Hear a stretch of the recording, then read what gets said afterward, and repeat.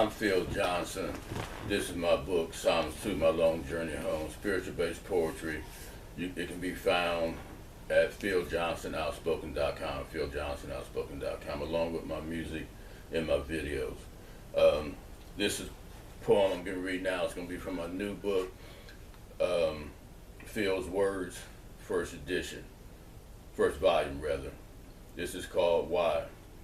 When I wonder why, I'm not going to tell you a lie. I look to the heavenly skies.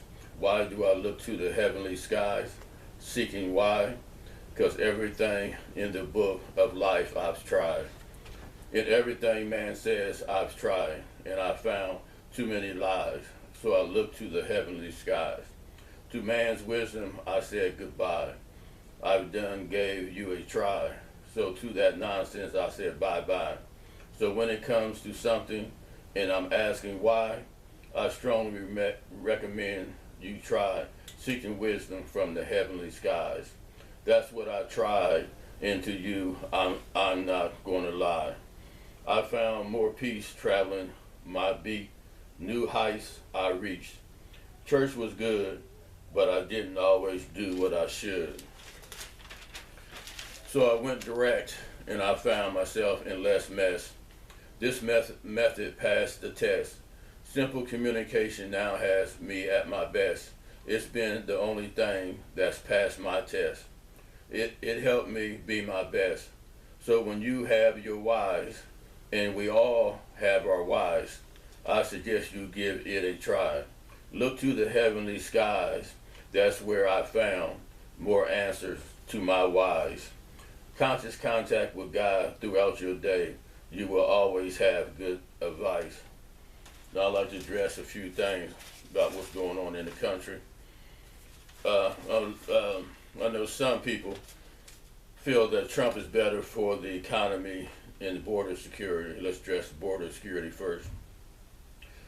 There was a very conservative border security that was negotiated between a very conservative Republican senator and Democrats that a lot of Democrats wasn't happy with because it was very conservative, negotiated by Senator Lankford. Trump called Mitch McConnell and told him to have Republican senators not vote for the bill because he wanted to use it as a campaign issue. As usual, Trump is only for himself. He's not for what's best for the country. So that's one of his main issues. But take a good look and you see that is false. His main goal is always just to stay out of jail. Now when it comes to the economy, a lot of people, because of his role in The Apprentice have a false image of who he is as a businessman. That was, just a written for TV series. Trump filed bankruptcy 6 times. Now, who do you know as a businessman that has filed bankruptcy 6 times? I don't even know any people that's filed bankruptcy 6 times, so you're obviously not a good manager of his business, so he surely won't be a good manager of the country. Let's remember how it was during the pandemic.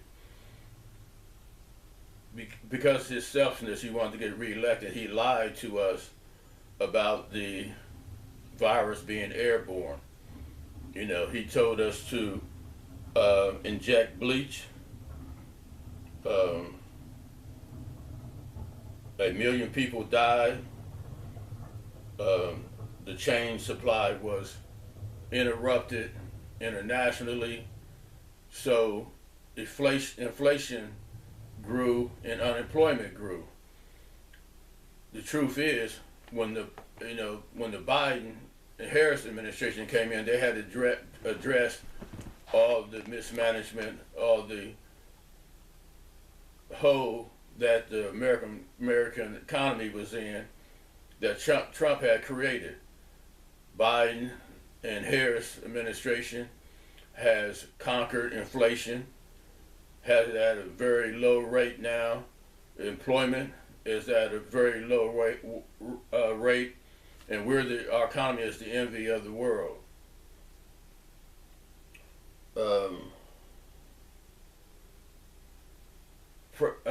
Trump was the first president ever to orchestrate a coup to overthrow our government. Think about how serious that is. And this is somebody that you want to put back in office. He's committed to being a dictator as soon as he gets in office. He wants to imprison people that disagree with him. That's no different than Putin is doing in Russia. You won't have a voice. Our democracy will be gone. Now let's talk about climate change. Hurricane Helene, the last of our recent hurricanes, look at all the damage that has been done. Millions of people have been harmed, and you have all these Republicans that are still climate deniers. With all this evidence of severe storms, forest fires, drought, come on now, you really going to deny that fossil fuels have played a part in, our climate changing for the worse. And I challenge young people to sit down and have a talk with your parents and your grandparents about the future they're leaving y'all, and ask them that they still not believe in climate change with all the evidence that's apparent. Now, Trump, not by the,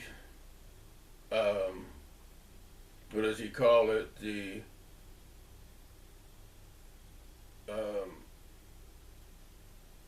saying the Biden administration is responsible for all his legal troubles. Now, Trump, by a jury of his peers, ordinary Americans, was convicted of 24 counts of fraud.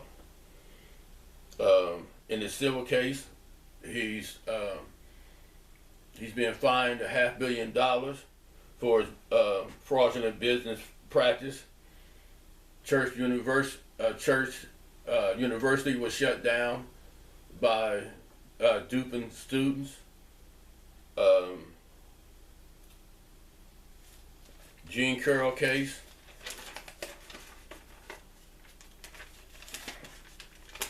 He was convicted of sexual crimes against her, and the judge called it rape. Now, is this the type of individual you want as a role model to your children? Now, come on now. Is that kind of role model you want? Trump told the fossil fuel industry, give me $1 billion and I'll let you do whatever you want to. That shows he's not for average Americans. He's out just for himself. How much worse would that make climate change? His motto is drill, baby, drill. Now, you don't believe that burning fossil fuels has contributed to climate change? Think about the future that you're leaving for your kids and your grandkids.